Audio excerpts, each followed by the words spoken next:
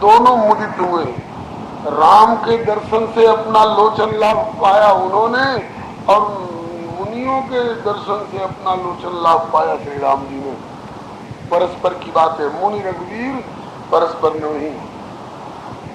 तो राम प्रणाम कीन सब काहू, और वे क्या कर रहे हैं? बोले दे शीश परम सुख पाई, फिरे सराहत सुंदरताई। इनके सौंदर्य की सराहना करते हुए, सौंदर्य का मतलब केवल बाहरी सौंदर्य ही नहीं, बाहरी सौंदर्य तो औरों के पास भी हो सकता है, लेकिन श्री राम के पास में बाहरी और भीतरी दोनों सौंदर्य है।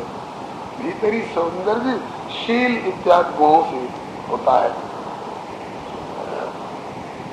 राम की विश्राम निशि प्रात प्रयाग नहाय, चले सहित श्री लखन जन्म मुदित मुनि श्री राम। सवेरे प्रणाम, रात को विश्राम करके सवेरे प्रयाग में स्नान करके, और लखन जी सहित और जन में श्री निषादराज इनके सहित मुनि भरद्वाज को शीश नवा करके प्रणाम करके विदा लेकर के यहाँ से चल पड़े। लेकिन यद्यपि रास्ता दिखाने वाले निषादराज साथ हैं, नाथ साथ रही पंथ दिखाई, लेकिन अब आगे का रास्ता निषाद से नहीं पूछते। सबका अपना अपना क्षेत्र होता है, तो अपने क्षेत्र का रास्ता निषादराज बता चुके हैं, और अब श्री रघुनाथ जी भरद्वाज जी से रास्ता पूछ रहे हैं। राम से प्रेम कहे मुनि पाही, नाथ कही हम के ही मग जाही। बड़ा अद्भुत प्रश्न है। आपसे चौराहे पर खड़ा हुआ कोई व्यक्ति पूछे कि हम किस रास्ते से जाएं, आप क्या बताइएगा? पहले पूछना पड़ेगा कि आप जाना कहाँ चाहते हैं। जाना कहाँ चाहते हैं तो बताया नहीं राम जी ने। हमें जाना कहाँ है? अभी चित्रकूट जाना है निर्धारित नहीं हुआ है। चित्रकूट गिर करव निवासु, ये तो आगे चल करके श्री वाल्मीकि जी निर्देशन करेंगे, और ये बताया नहीं कि मुझे जाना कहाँ है। और श्री भरद्वाज जी से पूछ बैठे, नाथ कही हम के ही मग जाए, हम किस रास्ते से जाए? तो जैसे गोल मटोल प्रश्न श्री राम जी ने पूछ दिया, ऐसे ही गोल मटोल उत्तर भी श्री भरद्वाज जी ने दिया। क्या?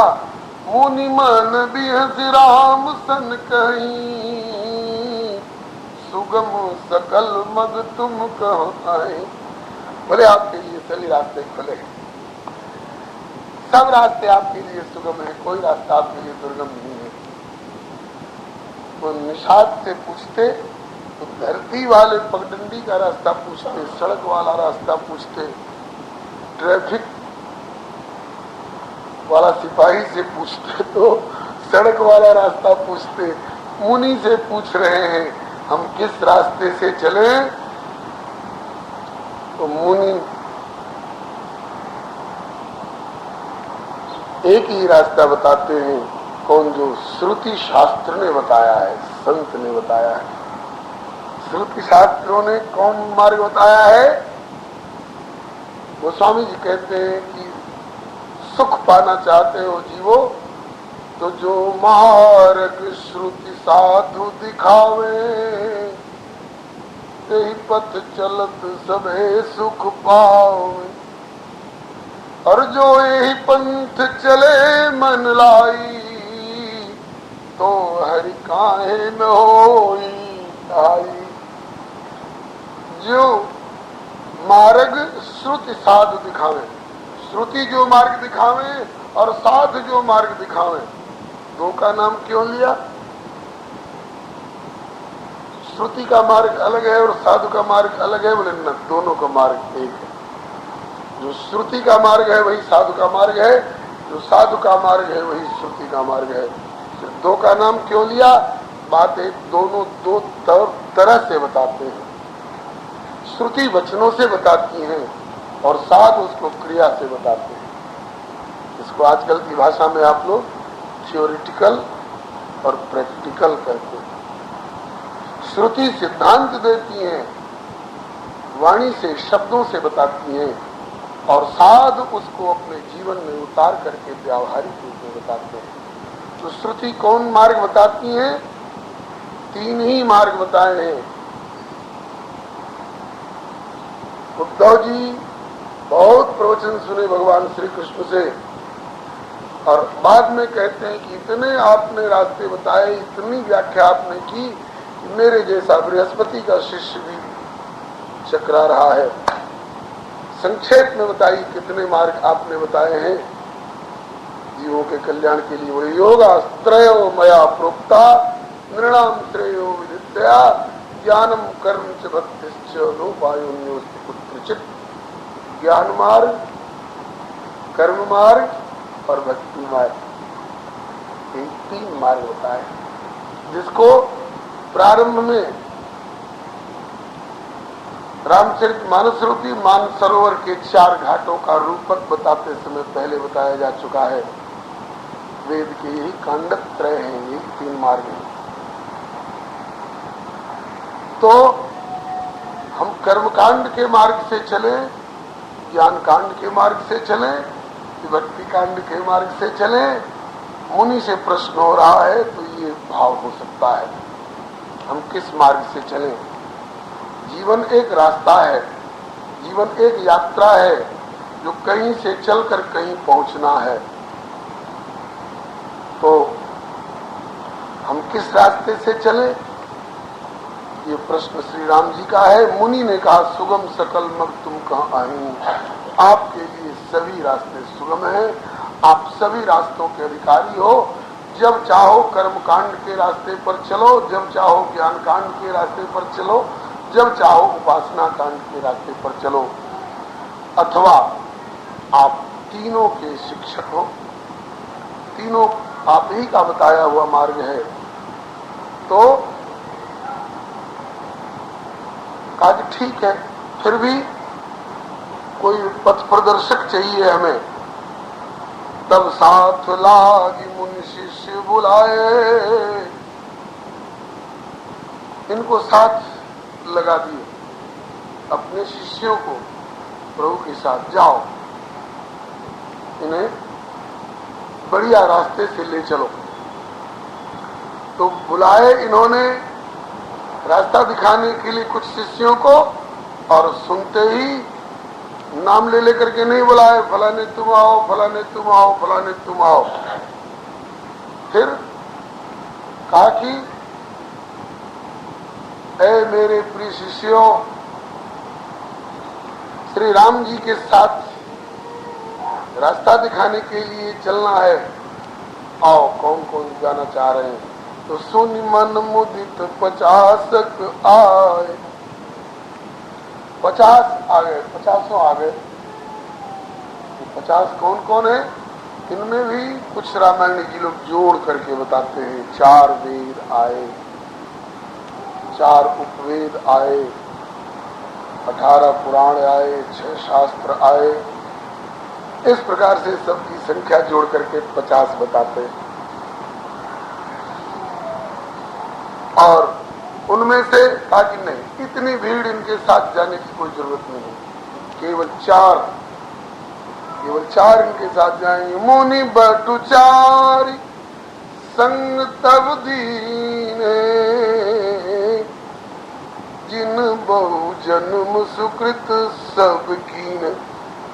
जिनने बहुत जन्मों तक सभी तरह के सुकृत माने सुंदर सुंदर कृत्य, पुण्य, पवित्र पवित्र कार्य किए थे, ऐसे 4 को भेजा।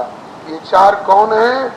तो किसी किसी संत का मत है कि चारों वेद ही साक्षात मूर्तिमान होकर के और महर्षि भरद्वाज की अनुमति से श्री राम जी के साथ चल रहे हैं। इसके बाद करी प्रणाम ऋषियाय सुपाई प्रमुदित हृदय चले रघुराई। मुन्नाथ भरद्वाज को प्रणाम करके हर्षित हृदय से श्री रघुनाथ वहां से चल पड़े। अब रास्ते में गांव मिल रहे हैं, खेरे मिल रहे हैं, टोला मिल रहे हैं, कहीं 2 घर का, कहीं 6 घर का, कहीं 10 घर का, कहीं सैकड़ों घर का। तो इन ग्रामों को बचाते हुए, ग्राम के भीतर नहीं जाना है, इन ग्रामों से बचते हुए किनारे किनारे निकलते हैं। तो फिर भी गांव के किनारे जो लोग इनको देखते हैं वे अपने जन्म को सफल मानते हैं। हो ही सनाथ जन्म फल पाई, हो ही सनाथ। जो जो देखते हैं रास्ते वाले लोग कहते हैं हम सनाथ हो गए इनको देख करके। अब तक अनाथ थे, सबके नाथ तो यही है। तो नाथ मिल गए तो सनाथ हो गए, जब तक नाथ नहीं मिले थे तब तक अनाथ थे। हो सनाथ जन्म फल पाए। जन्म फल में संकेत किया कि यह मानव जन्म जो मिला है इसके असली फल तो यही है। इन्हीं को पाने के लिए ये मानव जन्म मिला है।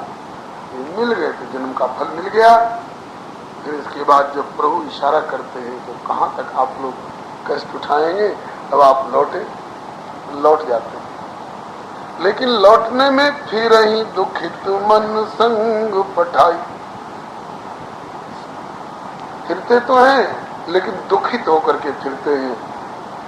प्रभु से बिछुड़ने में जितना दुख होता है, संसार में जितने दुख हैं सब मिल करके भी प्रभु के वियोग के लवलेश की भी बराबरी नहीं कर सकते।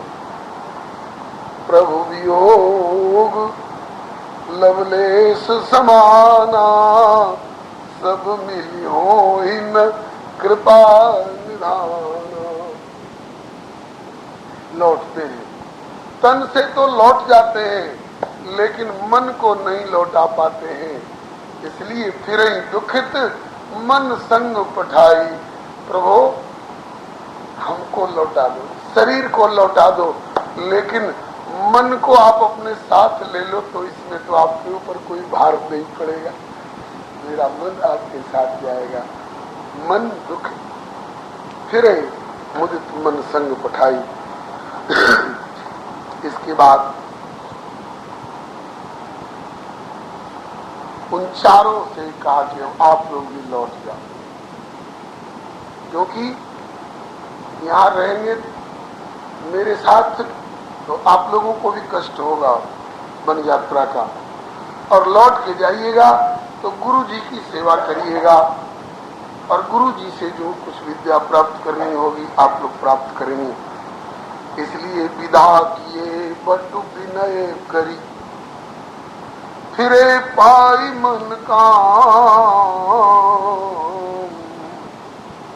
उतर नहाए जमुन जल जो शरीर समश्याम। पहले गंगा पार किए थे, अब जमुना पार कर रहे हैं। पहले गंगा पार किए थे, अब जमुना पार कर रहे हैं। जमुना पार करने में किसी ने अड़ंगा नहीं लगाया कि चरण धोवा लो तब पार करेंगे। यहाँ देर नहीं हुई, नहीं देर हुई। इसलिए देर नहीं हुई कि अब निषाद राज सावधान है। सब निषादों के राजा हैं, तो जितने निषाद हैं सब इनकी आज्ञा पालन करने वाले हैं। इसलिए पहले से श्री निषाद राज किसी के माध्यम से संकेत भेजवा देते हैं। जहां उतरने की संभावना है वहां के मल्लाहों को भी भाई पहले से नैया का इंतजाम करके रखना। इसलिए उतर नहाए जमुन जल, उतर करके जमुना जी में नहाए। जमुना जी का जल कैसा है? जो शरीर समश्याम। श्री राम जी का शरीर भी श्याम है और जमुना जी का भी जल श्याम है। ये जमुना जी तो साक्षात सूर्य नारायण की पुत्री हैं और उसी सूर्य वंश में श्री राम जी भी प्रकट हुए हैं, दोनों में साम्य है। इसके बाद अब किनारे के लोग सब सुनते जा रहे हैं और दौड़ दौड़ करके सुनत तीरवासी नर नारी धाये निज निज काज विसारी। चाहता तो हूं कि आगे बढ़ चलूं छलांग मार करके, लेकिन ये सब बढ़ने नहीं देते। लखन राम से सुंदरताई देख करे विभाग बढ़ाई, अति लालसा से मन माही, नाव गांव पूछत तक जाही। नाव पूछते हैं, गांव पूछते हैं, आप लोग कहाँ के रहने वाले हैं और आप लोग वन में क्यों आए हैं? आप लोग वन में रहने लायक तो है नहीं। कहाँ से अइला बबुआ, कहाँ से अइला तू, कवन ठैया जइब बबुआ बोलना। कहाँ से अइला तू, कवन ठैया जइब बबुआ बोलना।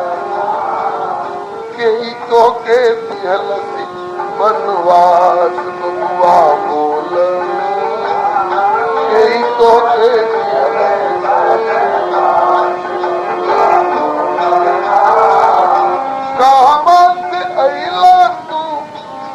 कवन ठैया जइब बबुआ बोलना।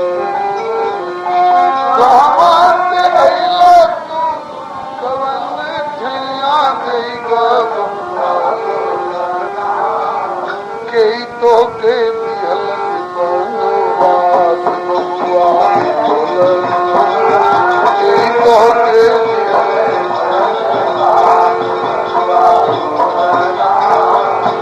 कवना करनवा से जाल तू बनवा।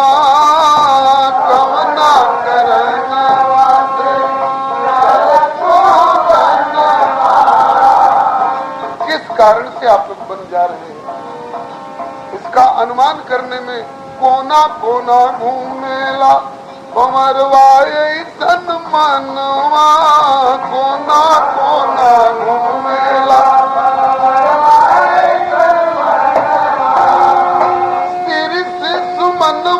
तोहर कोमल बदनवा बबुआ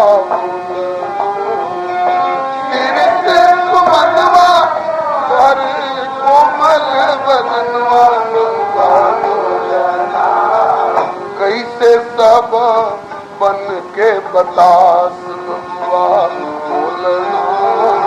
कैसे सब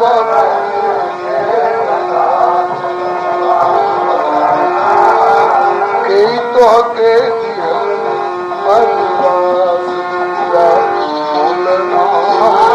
केई तो के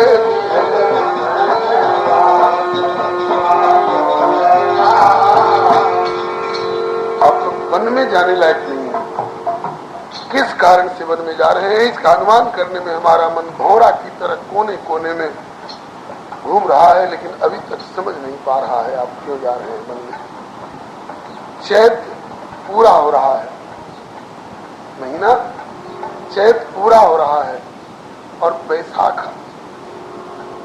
लगने वाला है और इस समय आप जा रहे हैं। धरती तप जाया करती है इन दिनों में, हवा गर्म हो जाती है। इस जंगल की हवा को आप लोग कैसे झेल सकोगे? रिद्धि सिद्धि रूठ गईली गईली ऋषि आई के। रिद्धि सिद्धि रूठ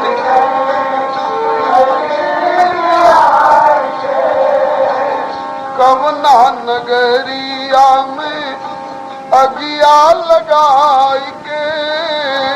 कवना नगरिया में अगिया लगाई के। कवना नगरिया में अंजोरिया नाही भावे। कवना नगरिया में अंजोरिया नाही भावे। बबुआ बोलना कहवा राति भावे बारमा। बबुआ बोलना कहवा राति भावे बारमा। कई तो के बिहलत बनवास बबुआ बोलना कई तो के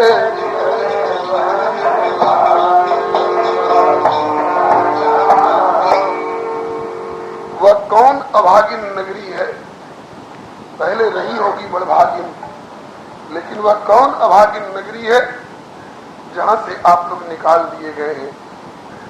वहां की रिद्धि सिद्धि लक्ष्मी रूठ गई होगी और उस गांव में आग लग गई होगी, वो गांव अब दग्ध जैसा हो गया होगा जहां से आप निकले। कैसे वहां के लोग हैं जहां के लोगों को चांदनी रात नहीं भाती है, रात्रि भाती है, मतलब कि आप लोगों को निकाल करके उस नगरी में अंधकार छा गया होगा। और वहां के लोगों की नीति कैसी है,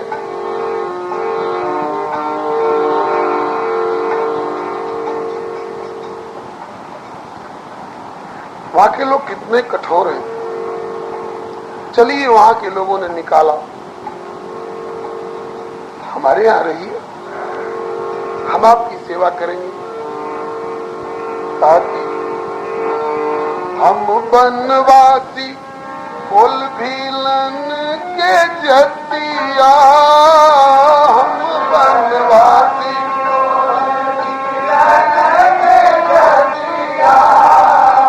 बावला समाज में कम से कम बिताव एक रतिया, बावला समाज में बिताव एक रतिया, जवन जवन का बातों करके रिझाइत बबुआ बोल, जवन जवन का बातों करके रिझाइत बबुआ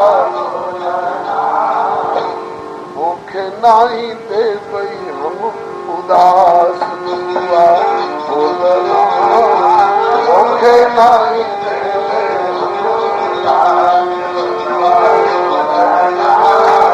कई तो के बिहलत बनवास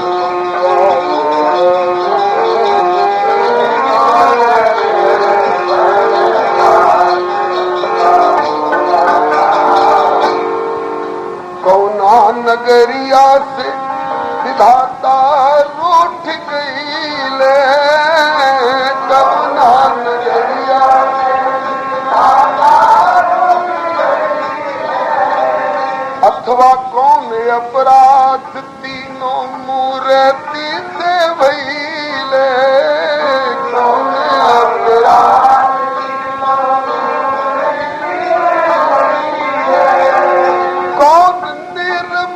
ऐसन नित्या बनौलत बबुआ बोल, कवन निर्मोहिया ऐसन नित्या बनौलत बबुआ बोल, कवन बेदर्दी ऐसन नित्या बनौलत बबुआ बोल, कवन बेदर्दी ऐसन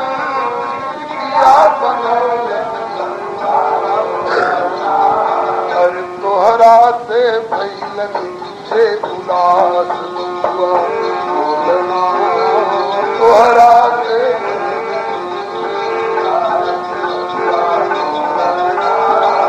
कैसे सब बन के बतास बोलना, कैसे सब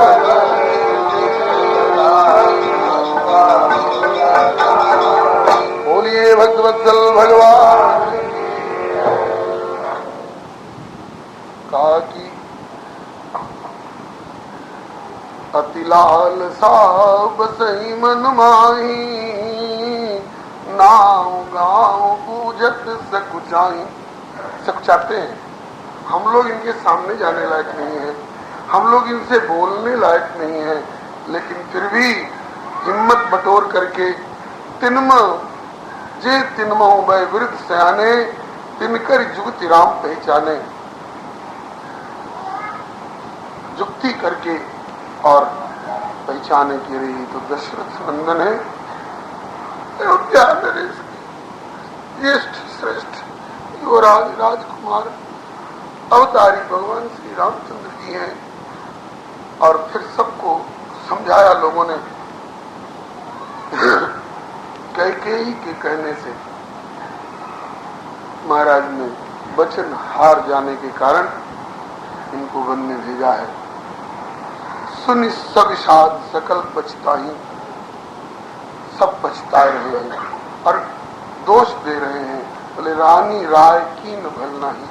ऐसे सुकोमल सुकुमार अंग वाले इन राजकुमारों को और अपनी पुत्र वधू को इस तरह से जंगल में निकाल करके राजा ने भी और रानी ने भी अच्छा नहीं किया। अब यहाँ पर तेई अवसर एक तापस आवा, तेज पुंज लघु वैस सुहावा। इनके संबंध में मत मतांतर है क्योंकि नाम खोला नहीं गया है। अन्यत्र किसी ग्रंथ में ऐसी चर्चा आती नहीं है। कुछ संतों का कहना है कि श्री गोस्वामी तुलसीदास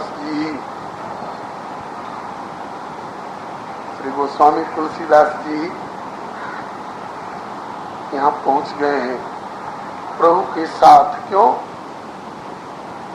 प्रभु पहले कहा ना कि दुखित फिरई मन संग पठाई, तो रास्ते के लोगों ने अपना मन संग में भेज दिया। तो क्या तुलसीदास जी अपने मन को संग में नहीं भेज सकते हैं? जब चरित्र लिखते हैं तो तदाकार होकर के लिखते हैं। ये नहीं समझते हैं कि मैं कलयुग में बैठा हुआ हूँ और सब त्रेता की सुनी सुनाई लीला लिख रहा हूँ। जैसे शंकर जी कथा संबंधी प्रश्न सुन करके और हर ही राम चरित्र सब आए, हृदय में सब चरित्र आ गए, ऐसे ही गोस्वामी जी के हृदय में भी सब चरित्र आ गए हैं। और इन चरित्र के साथ साथ ये स्वयं भी प्रभु के साथ लग जाया करते हैं। गीतावली में वर्णन आया है अंतिम भाग में, जब राम जी का राज्याभिषेक हो रहा था तो उस समय एक कड़ी में कहते हैं कि तुलसीदास जी जान इस अवसर भगत दान तब मांग लियो। जो तुलसीदास जी राजगद्दी के अवसर पर अपने मानसिक सिद्ध स्वरूप से, उपासकों का एक अपना निजी सिद्ध स्वरूप होता है, तो अपने मानसिक सिद्ध स्वरूप से जब राज दरबार में उपस्थित होकर के भक्ति का दान मांग ले सकते हैं, तो यहाँ मार्ग में, और वो भी कहाँ पर, जमुना उतर करके, और ये कहाँ पर पहुंचे हैं? वो स्वामी तुलसीदास जी की जन्मभूमि के आसपास में पहुंचे। राजापुर उधर ही पड़ता है। उस क्षेत्र में श्री महाराज जी ने बहुत साधना की है। नाभि वाले श्री हनुमान जी की इन पर बड़ी कृपा रही है। जहाँ श्री तुलसीदास जी नित्य हनुमान जी की सेवा करते थे, पूजा करते थे। हम लोग जब चित्रकूट जाते हैं तो बरबस मन हो आता है कि लगे हाथ गोस्वामी जी की जन्मभूमि राजापुर का भी दर्शन कर ले। जाने पर पता चलता है कि गोस्वामी जी ने इस हनुमान जी की बड़ी पूजा की है। हनुमान जी की कृपा से उनको सब कुछ प्राप्त होता गया है। तो उसी क्षेत्र की बात है। जमुना उत्तर प्रयाग से चलने के बाद, जमुना पार करने के बाद ही तो सुनत तीरवासी नर नारी धाये निज निज काज विसारी, तो वही क्षेत्र है। तो गोस्वामी जी ने सोचा कि प्रभु हमारी जन्मभूमि से गुजर रहे हैं, गुजर रहे थे त्रेता में,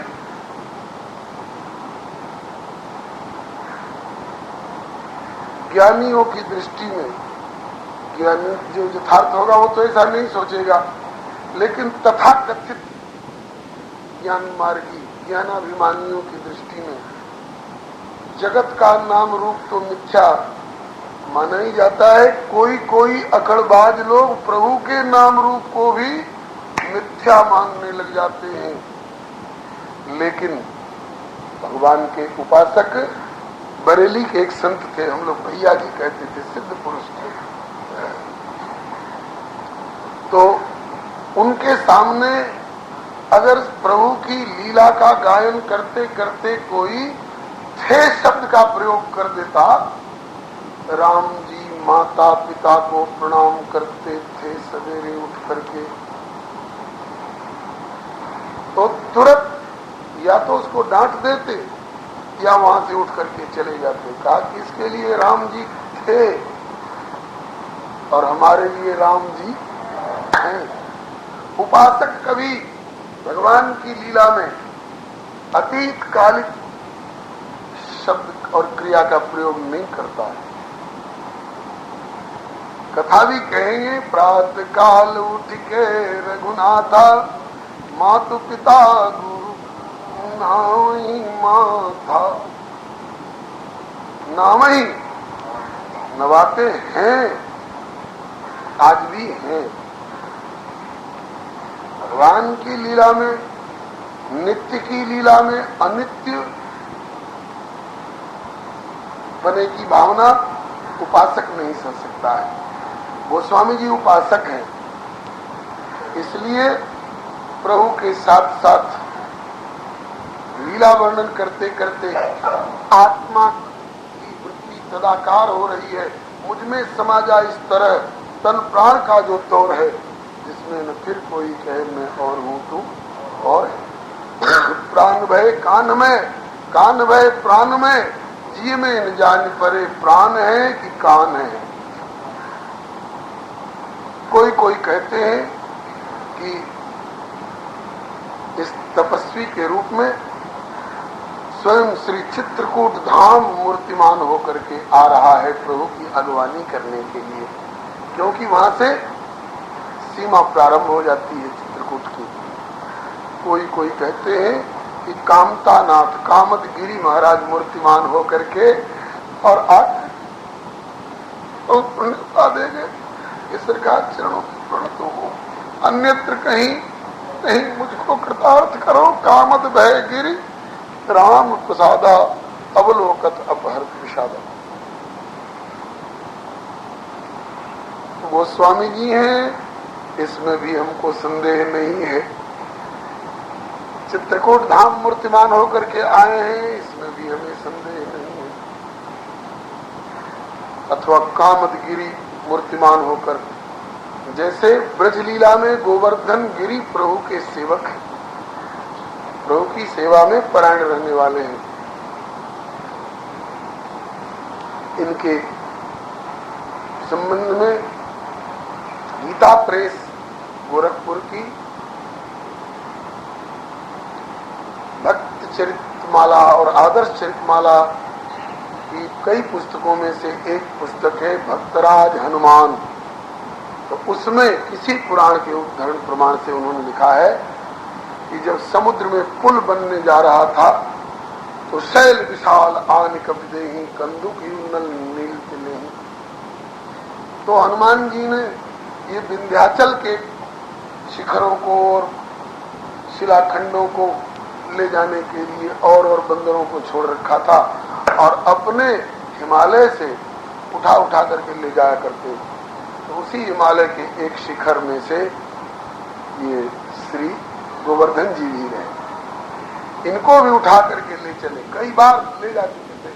जब गोवर्धन जी को लेकर के चले तो मथुरा से 7 कोस की दूरी पर आते आते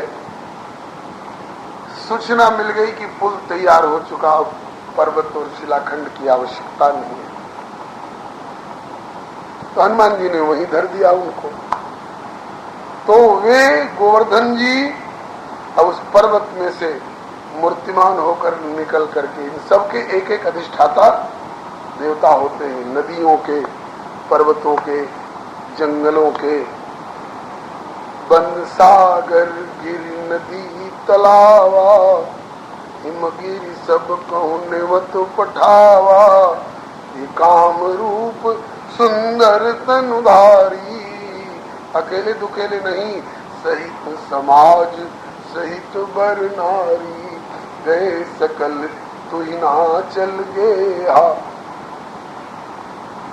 तो गोवर्धन जी मूर्तिमान होकर के हनुमान जी से कहने लगे, पवन कुमार, आप जैसे भक्तराज के कर कमलों से प्रभु की सेवा में लगने जा रहा था, प्रभु मेरे ऊपर से अपने ललित से पाद विन्यास करते हुए निकलते तो उनके चरणों का संस्पर्श पा करके पुल में लग करके उनकी सेवा हो का उपकरण हो करके सेवा करके मैं अपने को धन्य मानता। इस आशा में हर्ष में मैं पूरा नहीं समा रहा था। मैं बड़भागी हूँ जो भक्तराज हनुमान के कर कमलों से भगवान की सेवा में लगने जा रहा हूँ। लेकिन अब तो वही कहावत मेरे ऊपर लागू हो गई, न घर का रहा न घाट का रहा। हनुमान जी ने अंतर्मुख होकर के प्रभु से प्रेरणा मांगी और प्रभु ने कहा कि हनुमान आश्वासन दे दो, वे मेरे सेवक अगर होना चाहते हैं, मेरे प्रति सेवा भाव है तो राम सदा सेवक रुचि राखी। वे गलत जगह पर नहीं रखे गए हैं, वह मेरी श्री कृष्णावतार की लीला भूमि ब्रज भूमि है। अभी धीरज धर करके प्रतीक्षा करें। अभी तो मैं त्रेता युग है, श्री रामावतार में रावण के साथ निपट रहा हूँ, और जब द्वापर में मेरा श्री कृष्णावतार होगा तो मैं नित्य उस गोवर्धन की तलहटी में अपनी गिरियां चराया करूंगा, उनसे सेवा लूंगा, फल लूंगा, फूल लूंगा, पत्ते लूंगा, लकड़ियां लूंगा, उनकी शिलाओं के साथ खेलूंगा और किसी दिन उनको छत्र बना करके अपने ब्रजवासियों की रक्षा करूंगा, इनका मान मर्दन करूंगा और गोवर्धन को अपने समान स्वरूप दे करके पूजा कराऊंगा। वे मेरे स्वरूप हो जाएंगे। लेकिन धीरज धारण करके अभी भजन करें, प्रतीक्षा करें। तो तभी से प्रतीक्षा करते रहे और द्वापर के अंतिम चरण में श्री कृष्णावतार में 7 वर्ष की उम्र में 7 कोस गिरिराज बपू, और यहाँ 7 वर्ष के श्याम 7 दिवस कर पर धरो और पायो गिरिधर नाम। ऐसे ही जैसे गोवर्धन की लालसा है, ऐसे ही श्री कामद गिरि की भी लालसा है कि प्रभु हमें कृतार्थ करें। तो जब आ रहे हैं इधर तो हम क्यों नहीं आगे बढ़ करके और उनसे प्रार्थना कर लें, और उनसे कह करके प्रार्थना करनी पड़ती होगी। इनसे कहने की भी जरूरत नहीं, कहने की जरूरत नहीं, चरणों में आना ही बहुत है, प्रभु के दर पे तेरा शीश झुकाना ही बहुत है। तो तेही अवसर एक तापस आवा, अवसर एक तापस तेज पुंज लघु बयस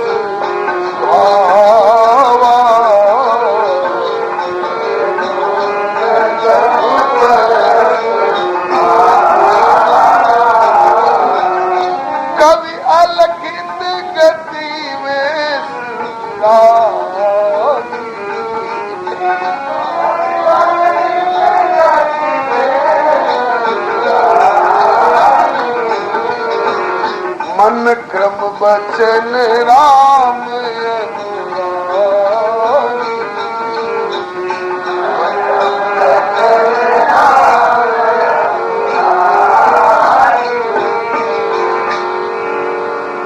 अवसर एक तापस्यावा तेज पुंज लगवे स्वभावा, कवि अलखित देश विरागी, कवि के द्वारा भी अलखित गति।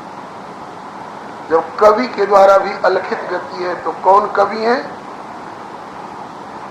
यत पूर्वम प्रभुणा कृतम सुकविना श्री शंभुना दुर्गम। मानस के कवि तो शंकर को, और उनके बाद के कवि शंभ प्रसाद सुमति तुलसी रामचरित मानस कवि। तो चाहे पहले संस्कृत रचना वाले कवि शंकर जी हो और चाहे भाषा रचना वाले कवि गोस्वामी जी हो, कहते हैं कि कवि के लिए अलखित गति है वाले हैं ये, इनकी गति लखी नहीं जा सकती है। तो अब जब इनकी गति लखी नहीं जा सकती है साक्षात कवि के ही द्वारा, तो हम लोग क्या दावा कर सकते हैं कि ये तापस के रूप में कौन है? संतों ने कृपा पूर्वक सोई जाने यही देहु जनाई, उन प्रभु की कृपा से जिनको जैसा अनुभव में आया उनने वैसा वर्णन किया। कहा वेद अस्कारण राखा, भजन प्रभाव भांति बहु भाखा। सजल नयन, उनकी आंखें भरी हुई थी प्रेमाश्रुओं से, तन पुलक, शरीर के रोंगटे खड़े हो रहे थे। निज इष्ट देव पहचान, यह निर्णय है कि श्री राम इनके इष्ट देव हैं, ये श्री राम के अनन्य उपासक हैं। परे उदंड जिम धरण तल, दशा न जाए बखान। जैसे दंड मने डंडा को छोड़ दिया जाए तो वो सीधे गिर जाता है, ऐसे ही श्री राम के चरणों में दंडवत गिर पड़े। और उस समय उनकी प्रेमातुर दशा बखानी नहीं जा सकती है। राम जी ने झट उठा करके राम सप्रेम पुलक उर लावा। उधर पुलक है तो राम जी को भी पुलक छा गया, शरीर के रोमांच हो गए उनके प्रेम को देख करके, और उठा करके हृदय से लगा लिया। ऐसा लगा कि परम दरिद्र को पारस मिल गया, परम दरिद्र को पारस मिल गया, परम रंग जन पारस पावा। तो किसने किसको पाया? बोले कि तापस ने श्री राम को पाया और श्री राम ने उस तापस को पाया। चित्रकूट ने श्री राम को पाया, श्री राम ने चित्रकूट को पाया। कामतगिरी ने श्री राम को पाया, श्री राम ने कामतगिरी को पाया। और हृदय से लग करके दोनों एक रूप हो गए। अथवा श्री तुलसी ने राम को पाया और श्री राम ने तुलसी को पाया। जिनका जैसा भाव हो उसके अनुसार समझ लें। इसके बाद प्रभु ने उठा कर हृदय से लगाया। उसके बाद फिर बहुरी लखन पायन सोई लागा, श्री लखन लाल जी के चरणों में वे लगे। लखन लाल जी ने भी लीन उठाई उमगी अनुरागा, उन सी चरण धूर से धर शीशा जनन जान शिशु दीन अशीषा। श्री सिया जी के चरण की धूरी लेकर के उन्होंने अपने मस्तक पर धारण की और अपना शिशु जान करके, इन्होंने अपनी जननी जान करके इनको प्रणाम किया सिया जी को, और सिया जी ने अपना शिशु जान करके उनको आशीर्वाद दिया। कीन निषाद दंडवत ते ही, उस प्रतापी तेज पुंज लघु वयस कम ही उम्र वाले उस लघु तापस को निषाद जी ने दंडवत किया। मिले मुदित लख राम स्नेही, ये निषाद राम स्नेही है, इसलिए वे भी इनसे भी गले गले मिले। थोड़ी देर तक प्रभु को उनके लिए वहां खड़ा रहना पड़ा, चलना छोड़ करके, और कुछ देर खड़ा रहना पड़ा। और ये अपने नेत्रों से इनकी छवि सुधा को पी रहे थे। पियत नयन पुट रूप पीयूखा, कैसे मुदित सुअसन पाई जिम भूखा। जैसे भूखा व्यक्ति अन्न और पानी के लिए तरस रहा हो और अन्न पानी की कौन कहे अमृत मिल जाए, उसी तरह से। और खूब महाराज पियत नयन पुट रूप पीयूखा, मुदित सुअसन पाए जिम भूखा। बस इसके बाद वो कहाँ चले गए वो स्वामी जी ने वर्णन नहीं किया। अब फिर लीला की ओर लौट आए। लगता है गोस्वामी जी ही है, अथवा कामता ना थी हो। अब इसके बाद फिर जहां से कथा का क्रम छूटा था ना, सुन सविषाद सकल पछताही, रानी राय कीन भल नाही। अब यहां से क्रम फिर शुरू हो रहा है। अब वे लोग गांव वाले कहने लग गए, ते पितुमा तू कहू सखी कैसे, जिन पठे असबालक जैसे। बहुत तरह की बातें होती हैं। कोई कहते हैं कि रानी और राजा ने अच्छा नहीं किया, कोई कहते हैं कि यार तुम रानी और राजा की और इनकी ओर देख रहे हो, अपनी ओर क्यों नहीं देखते हो? अगर उन्होंने नहीं भेजा होता तो हम दरिद्रों को ये निधि कैसे प्राप्त हुई होती? हमारे भाग्य से तो बहुत अच्छा किया जो उन्होंने भेज दिया और ये चले आए। हम लोगों के हक में तो बहुत अच्छा हुआ। इसके बाद तब रघुवीर अनेक विधि सखे सिखावन दीन। भैया आप लौटो, सखा मैंने निषाद राज को भी, अब यहीं से लौट जाओ, अब आगे की चिंता मत करो। 14 वर्ष की बात है, 2-4 दिन की बात होती तो कहते कि चलो साथ साथ चलो, साथ साथ लौट आना।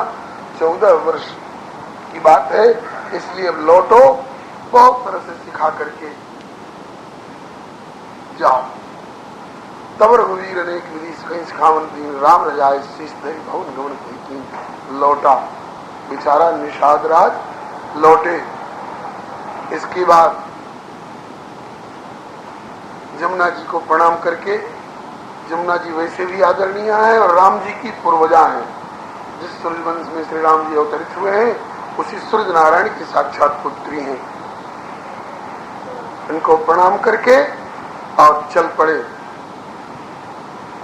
पथिक अनेक मिले मग जाता, कहीं सप्रेम देख दो भ्राता। रास्ते में कई तरह के लोग मिलते हैं, उनमें कोई कोई ज्योतिष के अच्छे जानकार लोग मिल जाते हैं। गांव में भी ऐसे ऐसे बढ़िया ज्योतिषी मिल जाते हैं कि जिनके सामने बड़े बड़े ज्योतिषी लोग फेल हो जाते हैं। तो वे लोग कहते हैं कि महाराज देखने से तो लगता है कि आप राजकुमार हैं, लक्षण सब राजकुमार के हैं, आपके नेत्र, आपके केस, आपके ऊंचे ललाट, आपकी आजान लंबित भुजा, कैसे आप लोग जंगल में घूम रहे हैं? आप लोगों को देख के लगता है कि ज्योतिष झूठा तो नहीं हो गया, लेकिन ज्योतिष झूठा नहीं हो सकता है। इस अगम मार्ग में आप चल रहे हैं, खैर आज्ञा हो तो हम साथ चलें। हम